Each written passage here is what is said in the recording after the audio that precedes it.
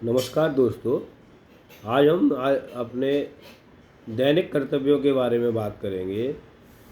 हमारे कर्तव्य इस तरह के होने चाहिए कि जिससे हमारे परिवार में, हमारी सोसाइटी में, हमारे आसपास के लोगों में कोई भी हमारी वजह से असंतोष ना आए या किसी भी तरह की उनको समस्या ना हो। हम ये कहना चाहेंगे कि सभी को एक अपना महत्वपूर्ण स्थान बनाना चाहिए, जो कि किसी को आपकी वजह से समस्या ना हो, इस तरह का आपको आचरण अपनाना चाहिए और हमेशा एथिकल काम करने चाहिए। और कभी भी किसी से उसी तरह की बातें करें जो कभी आपको 10 लाख लोगों के सामने या किसी भी पब्लिक प्लेस पर बोलने के लिए कहा जाए तो आप उस बात को बोलने में हिचकिचाएं नहीं। अर्थात कभी भी किसी के साथ आप बात कर रहे हैं, किसी भी तरह की लूज टॉकिंग ना करें, अन्यथा कोई भी लूज टॉकिंग आपके द्वारा की गई होगी उसकी वजह से आपका चरित्र नीचे गिर जाएगा और आप आगे किसी को मुंह दिखाने के लायक नहीं रहेंगे। इसलिए हमेशा अपने जीवन को बिल्कुल ट्रांसपेरेंट बनाएं और कभी भी कोई ऐसा काम ना करें जिसकी वजह से आपको आगे कभी शर्मिंदगी महसूस हो। यदि आप वास्तव में अपने आप में सच्चे हैं तो आपको कभी किसी को सफाई देने की ज़रूरत नहीं है, लेकिन आपको अपने आचरण को बड़ा स्वच्छ, साफ और निष्पक्ष बनाना होगा। कभी कभी हम कुछ अपने जीवन में डिसीजंस लेते हैं, वहाँ पे भी हम कुछ कई बार पक्षपात कर देते हैं जिसका भयंकर परिणाम आगे देखने को मिलता है। अगर आप किसी कहीं कंपनी में या किसी सोसाइटी में या किसी पॉलिटिकल पार्टी में ऊंचे पद पर हैं, कभी भी आपने किसी से ना कोई मित्रता का व्यवहार करना है ना कोई शत्रुता का। उस समय आपकी जिम्मेवारी होती है कि अगर आपको कोई भी डिसीजन लेना है वो निष्पक्ष होना चाहिए, हमेशा सबकी भलाई के लिए होना चाहिए और निर्णय में ये देखना चाहिए कि आज हम कोई भी निर्णय ले रहे हैं, अगले आने वाले 10 साल 20 साल या आप उस पद पर नहीं भी रहें तो कोई भी आपके ऊपर उंगली ना उठा पाए। आपको हर एक चीज़ के जस्टिफिकेशंस भी साथ में लगाने चाहिए और उसके लिए आपको मेंटली प्रिपेयर रहना चाहिए, जिससे आपसे अगर कोई भी कम्युनिटी या आपकी कंपनी कोई सवाल भी कभी पूछे कि आपने इस तरह का ये डिसीजन उस टाइम पर क्यों लिया था, तो आपके पास उसके विकल्प साथ में होने चाहिए। कभी भी आपको आंख बंद करके या किसी पर एकदम से विश्वास करके कोई भी डिसीजन नहीं लेना है। हमेशा अपनी काबिलियत का यूज करें और सभी जगह से उसके इनपुट्स इकट्ठे करें। इनपुट इकट्ठे करने के बाद ही किसी भी नतीजे पर पहुँचे। हमेशा ध्यान देना है कि कभी कुछ डिसीजन लालच में लिए जाते हैं या अपना तेरा द्वेष भाव में लिए जाते हैं कि ये तो मेरा अपना है, ये मेरा पराया है। लेकिन आपको हमेशा डिसीजन वही लेने हैं जो उस टाइम पर आपकी जिम्मेवारी है, जो निकट भविष्य में आपके जीवन के लिए, आपके कैरियर के लिए, आपकी सोसाइटी के लिए, आपकी कंपनी के लिए अच्छे होंगे।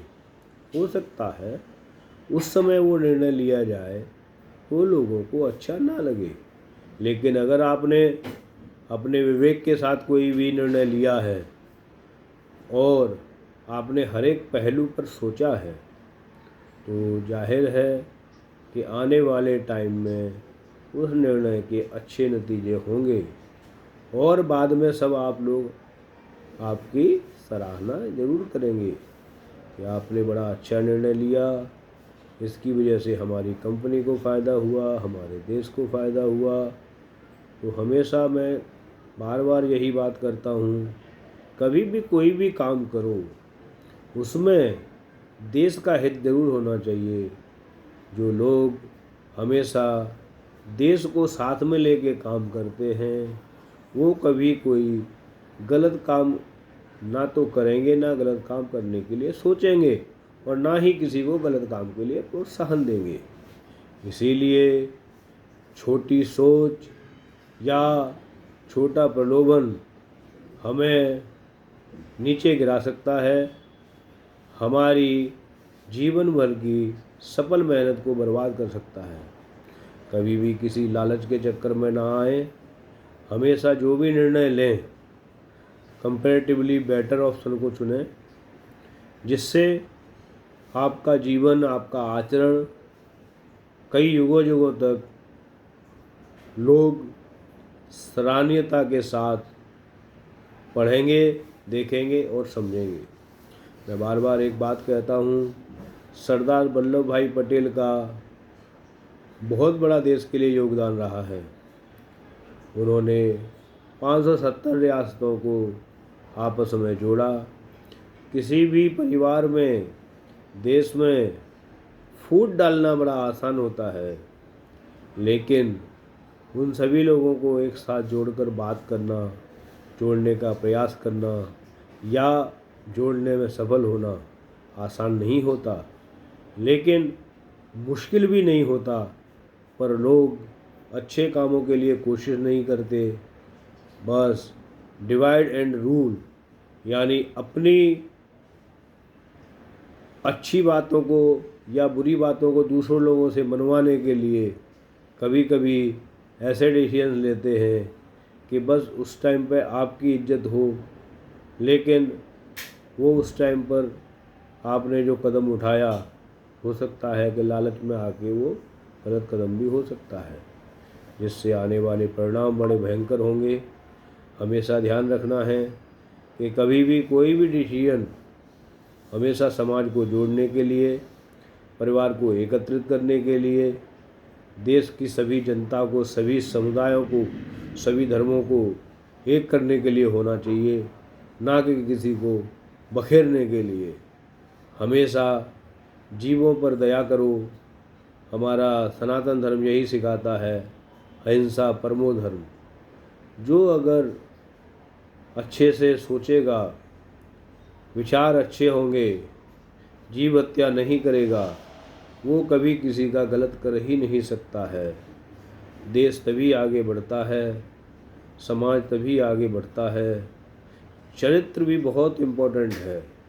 अगर आप अच्छे चरित्र के साथ आगे बढ़ते हैं तो आपकी पूरी दुनिया सहायता करती है, लेकिन अगर आप चरित्रवान नहीं हैं, आप अपने चरित्र को निखारना नहीं चाह रहे हैं, तो सारी दुनिया आपके लिए हंसी हंसती है और थू थू करती है, जो कि आपके जीवन के लिए, आपकी सफलता के लिए बहुत बड़ा ब्रेकर साबित होगी। कभी कभी हमने देखा है या समझा है, बहुत सारे उद्योगपति, बड़े बड़े लोग होते हैं, लेकिन कुछ गलत फहमियों या गलत आचरण की वजह से एक बार नीचे गिर जाते हैं तो फिर ऊपर उठने का मौका नहीं मिलता। इसलिए हमेशा अच्छा व्यक्तित्व होना चाहिए। और मैं बार बार ये भी कहता हूँ, जो लोग पारिवारिक जीवन व्यक्त कर रहे हैं और उनके संबंध केवल एक ही महिला से हैं, तो वो भी एक ब्रह्मचारी जीवन ही जी रहे हैं, और उनसे बड़ा धर्म कोई हो नहीं सकता। हमेशा अपने जीवन परिचय का ध्यान रखें, जीवन के व्यक्तित्व का ध्यान रखें। कभी भी मन में कोई विकार नहीं आने चाहिए। देश तभी आगे बढ़ सकता है जब हम अपने जीवन में ब्रह्मचर्य का पालन करेंगे और कर्मनिष्ठा से पालन करेंगे, मेहनत से काम करेंगे, एकजुट होकर काम करेंगे। मेरा उद्देश्य एक भारत के लिए ऐसा बीज डालना है जिससे सारे लोग एक माला में पिरोए जा सकें, जिससे पूरी 150 करोड़ की जनता एक साथ होकर मिलकर सारे लोग फिर से रहें, किसी में भी किसी भी तरह का जहर ना घोलें, ना किसी भी जहर को घोलने की संभावनाएं आगे की हों। मैं ये भी कहूँगा कि राजनीतिक पार्टियों में कुछ लोग ऐसे होते हैं जो अपनी राजनीतिक रोटियां सेकने के लिए कुछ न कुछ लोगों को आगे बढ़ाते रहते हैं, जो कुछ ऐसे दंगे वगैरह कराते हैं जिससे पूरे समाज में एक ऐसा माहौल बैठ जाता है जिससे सभी लोग एक दूसरे के प्रतिद्वंदी हो जाते हैं। कारण कुछ और होता है, लेकिन उनके कारण बदल दिए जाते हैं और किसी भी समस्या के मूल कारण पर ध्यान ना देते हुए सभी लोग उद्देश्य से भटक जाते हैं और सही उद्देश्यों पर काम ना करके फालतू की चीज़ों में अपना समय जाहिर कर लेते हैं। उसके कारण देश का विकास रुक जाता है। मैं सबसे कहूँगा कि सबको विकासवाद के प्रति काम करना चाहिए, ना कि आपस की राजनीतिक रोटियां सेकनी चाहिए। मैं कहता हूँ आज भी देश के लिए बहुत सारी ज़रूरतें हैं, जैसे कि अच्छी सड़कों का विकास होना या निर्माण होना। आज भी मैं देखता हूँ कुछ एक गाँव तक अच्छी सड़कें नहीं हैं, या सड़कें कभी एक बार बनी थी उसमें बहुत सारे गहरे गड्ढे हैं जो सारी टूटी हुई हैं। अगर परिवहन हमारे देश का अच्छा नहीं होगा, कभी भी कोई भी कंपनी या व्यवसाय आगे नहीं बढ़ सकता है। सबसे पहले हमने अपने ट्रांसपोर्ट को बहुत अच्छा करना पड़ेगा और ट्रांसपोर्ट की परसेंटेज ज़्यादा से ज़्यादा प्रोडक्ट की लागत में 1 से 2% हमें लेकर आनी पड़ेगी। अभी क्या हो रहा है, ज़्यादातर ट्रांसपोर्ट के खर्चे 10 से 12% हर एक प्रोडक्ट में आ रहे हैं। हमें उस ट्रांसपोर्ट के खर्चे को कम करना है। दूसरा, मैं सबसे निवेदन करूँगा, मुझे एक बहुत अच्छा किस्सा याद आता है। जब समुद्र मंथन हो रहा था, समुद्र में राम सेतु बन रहा था, समुद्र के राम सेतु के टाइम पर एक गिलहरी भी अपने मुंह की चोंच में भरकर कुछ रेत डाल रही थी। तो उससे पूछा गया कि आप एक बात बताइए कि आपके इतने छोटे से रेत से डालने से क्या राम सेतु बन जाएगा? तो उसका बड़ा अच्छा आंसर उत्तर था। उसने बोला, जब कहीं भी एक इतिहास लिखा जाएगा तो उस इतिहास के स्वर्णिम पन्नों पर मेरा भी नाम होगा और आने वाली पीढ़ियां इससे काफ़ी सबक लेंगी कि हम सब लोगों को एक साथ मिलकर काम करना चाहिए, सबको कुछ ना कुछ एक कंट्रीब्यूशन देना चाहिए। अगर हम सब मिलकर प्रयास करेंगे, कोई भी काम असंभव नहीं है।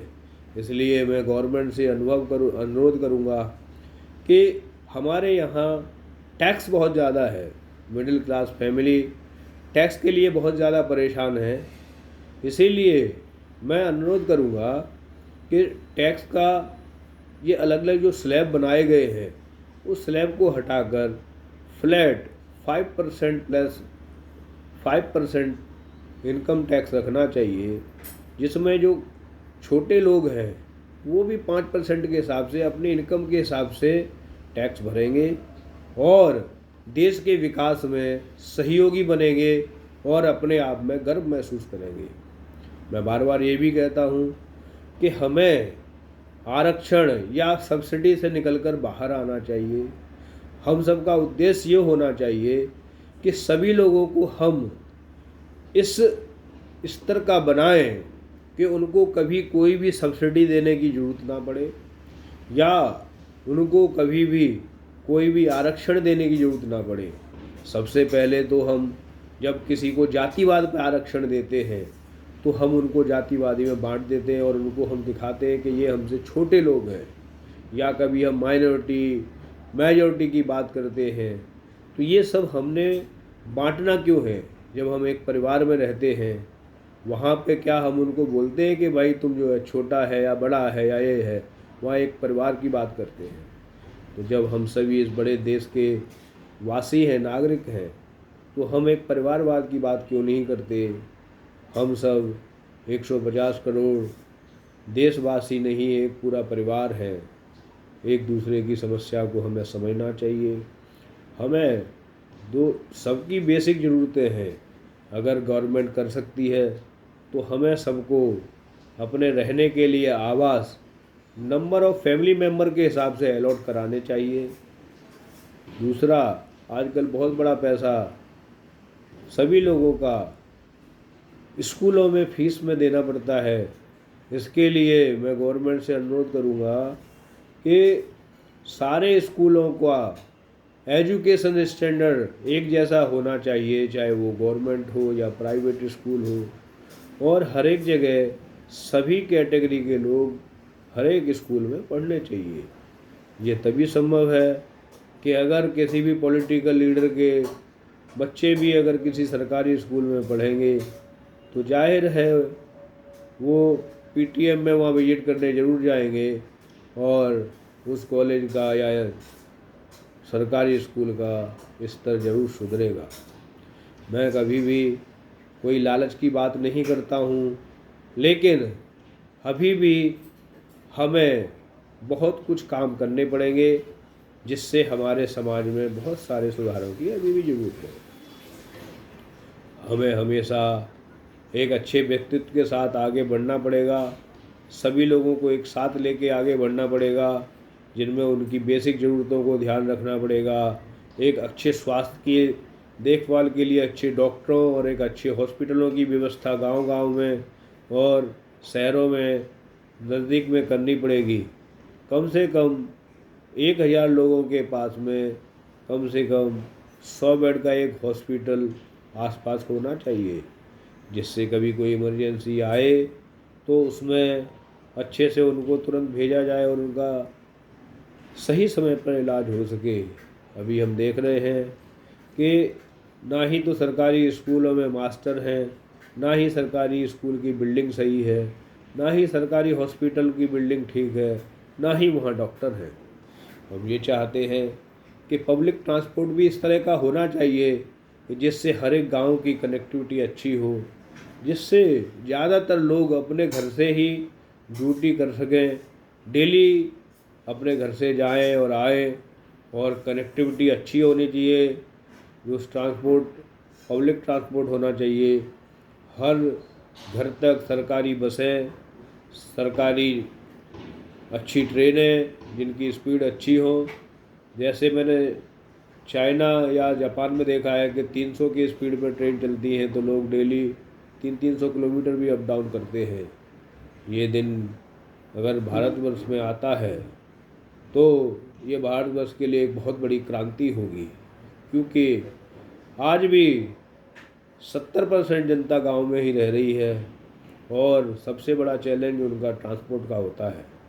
अगर ट्रांसपोर्ट हम अच्छा करेंगे, उनको गांव में अच्छा स्कूल देंगे, गांव में अच्छे हॉस्पिटल्स देंगे, तो जनता कभी भी गांव से शहरों में पलायन नहीं करेगी और गांव के विकास होंगे। गांव के विकास करने के लिए हमें छोटे मोटे व्यवसाय गांव में शुरू करने पड़ेंगे। कुछ कंपनियां हर एक स्टेट में, हर एक ज़िले में और हर एक गांव-गांव तक उनकी पहुंच होनी चाहिए, तभी पूरे देश का विकास होगा, अच्छा टैक्स आएगा और देश की तरक्की कई गुना आगे बढ़ जाएगी। हर एक कस्बे में या गांव के आसपास बहुत अच्छे हॉस्पिटल होने चाहिए, जिससे सबका इलाज एक जैसे स्तर का हो सके और कोई भी बहुत बड़े खर्चे की ज़रूरत ना पड़े। दूसरा एक और है, सभी जब बात आती है बच्चियों के शादी की, जब लड़कों की शादी की बात आती है तो सभी लोग दहेज मुंह फाड़ के मांगते हैं, और लड़कियों की शादी की बात आती है तो कहते हैं कि जी दहेज तो एक आजकल आम प्रथा है, सब लोग अपनी बेटी को देंगे, दे रहे हैं, अब खुशी से देते हैं, जबकि ये बहुत बड़ी कुप्रथा है।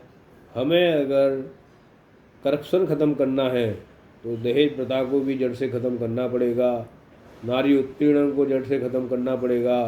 अगर हम जो है ना बात करते हैं देश के विकास की, अगर हमारे यहाँ की महिला कोई भी रात के 12 बजे किसी भी डर के बगैर अगर वहाँ घूम सकती है तो हम समझेंगे कि हमारा देश अभी पूरी तरह से आज़ाद हुआ है, या उनको वास्तव में लड़कियों को और लेडीज़ों को वास्तव में स्वतंत्रता मिली है। नहीं तो हम लोग कितने ही सब आगे बढ़ जाएं, लेकिन अभी समस्या तो वहाँ की वही है, कहीं पे भी कुछ नहीं बदला है। लेकिन बस हम चंद्रयान पे पहुँच गए, या हमने बहुत सारे रॉकेट उड़ा लिए, या हम आईटी में कुछ आगे बढ़ गए, या हमने छोटे मोटे कुछ डिफेंस सिस्टम बना लिए, लेकिन समस्या तो जो 200 साल पहले थी आज भी वही समस्या है। हमें इन समस्याओं से बाहर निकलने के लिए कुछ परमानेंट समाधान ढूंढने पड़ेंगे, और ये तभी संभव है, कोई भी गवर्नमेंट या कोई भी आप सोचो कि सब कर देंगे आके, कोई भी जादू का डंडा आपके घर में आके नहीं घुमाएगा। हम सब लोगों को अपनी मानसिकताएं चेंज करनी पड़ेंगी। और मैं ये चाहता हूँ, कभी भी आपको अपना व्यक्तित्व इस तरह का बनाना होगा कि अगर आप कोई भी बहन बेटी आपकी जो है, आप उसके प्रति गलत नहीं सोच सकते या उसको गाली नहीं दे सकते, तो दूसरी भी तो वो बहन बेटियाँ और माएँ हैं, आप उनके लिए गलत क्यों समझ सकते हो, क्यों सोच सकते हो, कैसे सोच सकते हो। जब तक हम लोगों को अपनी मानसिकताएं सही नहीं करनी पड़ेगी तब तक देश का विकास नहीं हो सकता। कई जगह देखते हैं कि लड़कियां आत्महत्या कर रही हैं, और आजकल माहौल थोड़ा ऐसा भी हो गया है कि लड़कियां बेचारी वो अपने आप से कलह से परेशान होकर आजकल वो भी कुछ गलत कदम उठा रहे हैं, जो कि समाज को अभी बहुत गलत लग रहा है। लेकिन इस सब से बाहर निकलने के लिए या इसका समाधान केवल यही है कि अपने हम परिवारों के साथ अच्छे से रहें, अपने बच्चों को